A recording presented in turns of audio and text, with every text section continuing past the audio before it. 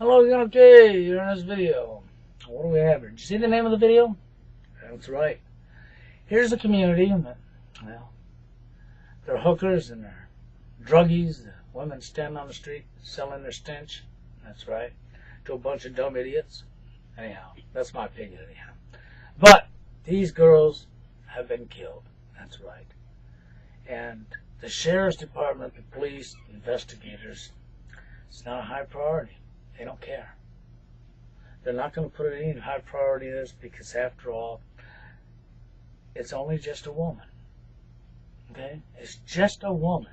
I mean, they're just a druggie. They're just a hooker. And because they're a druggie or a hooker, they're undesirable to the police department, to the sheriff's department. And because they're undesirable, they're parasites on the streets, the sheriff's department's decided, and the police department's decided that there shouldn't be no high priority investigating this because, after all, this will help clean up the streets and get the trash off the streets.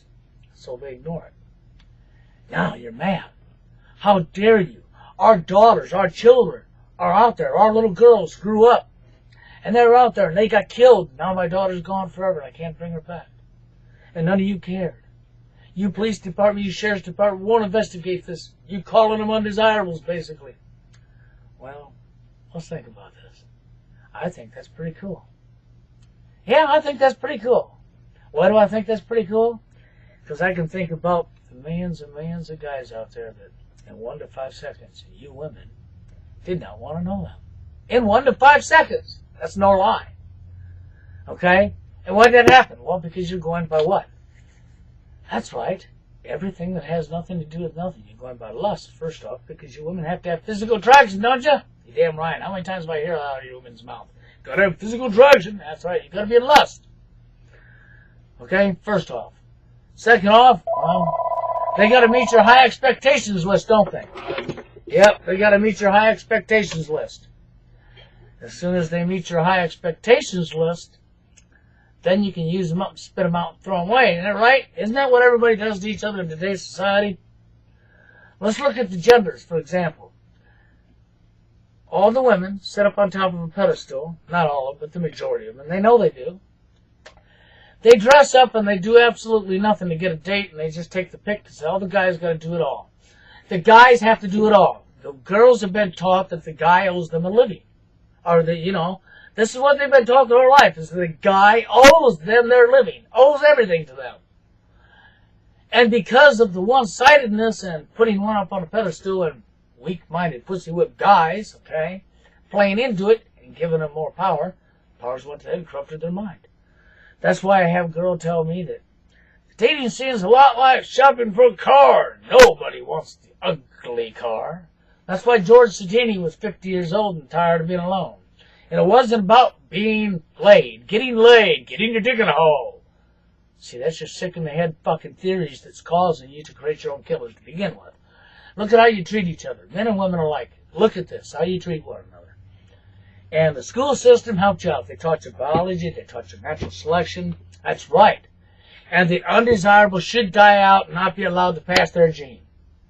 And you women fought for it, hook, line, and sinker, so you all decided what guys, that's right, because this mainly affects men, what guys will never be able to have anybody in their life because you decided for them without even knowing them, because you looked at them. Then you have the audacity to complain about the sheriff's department treating you the way you're treating us. Because that's what it comes down to. They're treating you the way you're treating us. Do you follow what I'm saying? Men and women alike are treating each other like complete shit. And because of natural selection and all these women I've seen it come out of us, even in TFL, and say this bullshit that's been said to me even before we did TFL, my whole life, and I've watched all these fucking people be shit on this way.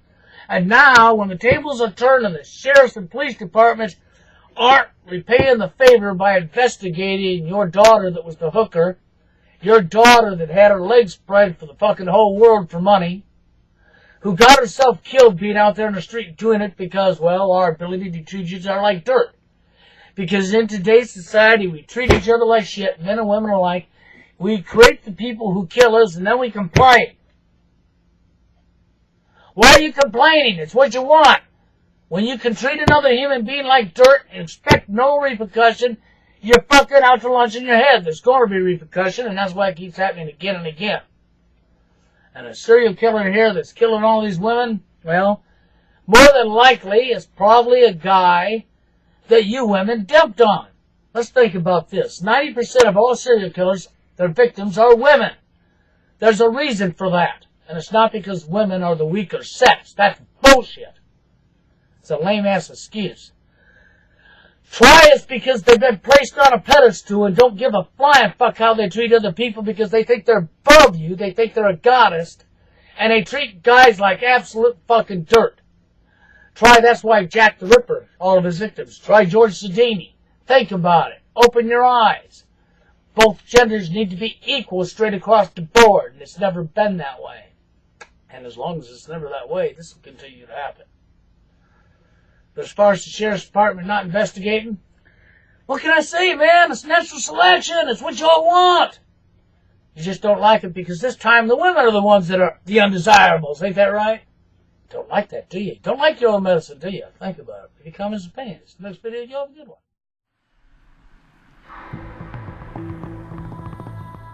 Jackie Wiggins' daughter, Nikki Thorpe, was the fourth woman to go missing. Tell me a little bit about your daughter. I reported her missing on the 4th day. I called and said, I think something's going on. Did you feel like they were taking your missing persons report seriously at all? I really don't think they took it as a mom reporting her child missing. On August 17, 2007, 3 months after she disappeared, Nikki Thorpe was found dead. All that remained was her decomposed body, a pair of socks, and green underwear, behind this burned-down house off 7 Bridges Road. When you got that knock on the door, what was that like? Relief, hurt.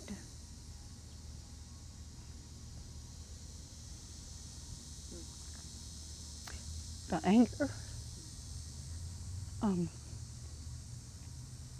How am I going to tell her kids? And I was so frustrated with the police. Because I really felt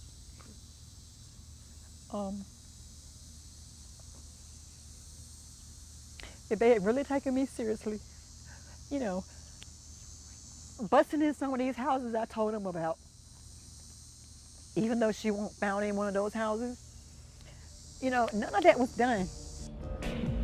As the profile of the victims emerged, Rocky Mount City Councilman Andre Knight says authorities didn't seem to care.